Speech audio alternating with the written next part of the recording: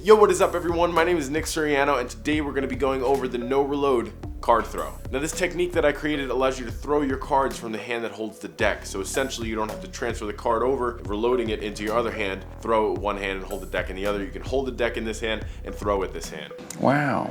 So without further ado, let's get into the no reload card throw. Alright guys, so jumping right in, a little bit about how I figured out how to do this was because of knife throwing. So in knife throwing, there's a technique, it's called the no reload knife throw, which allows you to throw multiple knives out of one hand. So I thought, I wonder if the same applies to playing cards, and that's how I stumbled upon actually doing this and figuring it out. There's probably other ways out there, but there's a million ways to do one thing always, and this is my way. So sit back, relax, strap yourselves in, and let's learn how to do this no reload knife throw. What I'm going to do is I'm going to bring you guys in close to show you my hands and exactly what I'm doing so you guys can mimic it for yourself.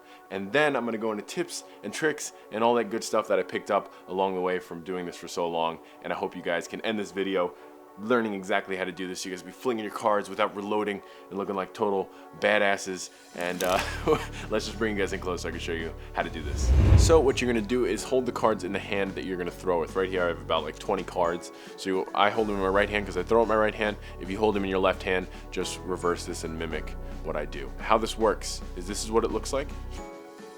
Just like that. So that is what the move looks like and what I'm doing with my hands when I'm throwing the card. So how this works is I say practice this with one card at a time at first. You're going to need to get used to throwing the card from just this position right here. So what I'm doing is I'm just pinching this. If you're looking at the card, for me it's the top left corner. You're just going to pinch that with the index finger, the middle finger, and the thumb. Just pinch it right at that corner and work on throwing that. Practice that at first. Once you get that down, then you should be good to go with throwing it with the deck hand. So make sure to practice this grip, throw the cards from that grip. Again, if you want a more in-depth card throwing tutorial, check out my tutorial. I will link it down below and also pop up on screen somewhere. So all you're gonna do, practice that, then you can include that deck. So you're just gonna get into the same exact positioning, but now with the deck in the hand. See, if I remove that deck, I'm in that exact positioning that I just was. So basically here it is in steps. So the push, the pivot, and the grab. So there's basically three parts to this. All you're doing is pushing with your thumb. You're pushing the top card off. What I do is I push at the corner, so my thumb contacts kind of furthest to the corner, not really the center, but a little bit this way, pushes out. Then what's gonna happen now is my index finger is gonna contact the top left corner if you're looking at the card. It's gonna contact the top left corner, and then the middle finger goes in between the deck and the single card that just got pushed off. But the nail is contacting that card. So what that allows me to do is now rotate that card on that nail. So now I'm in this position. So let's go over that again. So the thumb pushes off, index finger contacts, rotates on the nail. There you go. You get into this position. It's very important that this middle finger, basically, it doesn't slip in, but it kind of stays there and allows that nail to contact on the card. So now what that allows you to do is now pivot, just like that. All that's happening from here is you're just re-grabbing in that grip that we just talked about. So now you're in that grip and allows you to throw. This finger needs to contact that corner just like that. Because what that allows you to do is now that card will rotate off of that corner. Kind of like the J grip, where the card will rotate off of that finger. It's the same thing. And if you want to see more in depth with grips, I will link that down below so you guys can know a bunch of different card throwing grips. I have a video for that. That finger is now rotating that card off, so that's why it gets in that position. All right, so that's my hands. So once you get this down, once you're just doing one card, oh, that was actually a pretty decent shot. I hit the lens of the camera. Once you guys got this down with just throwing one card from that, oh, hit the lens again.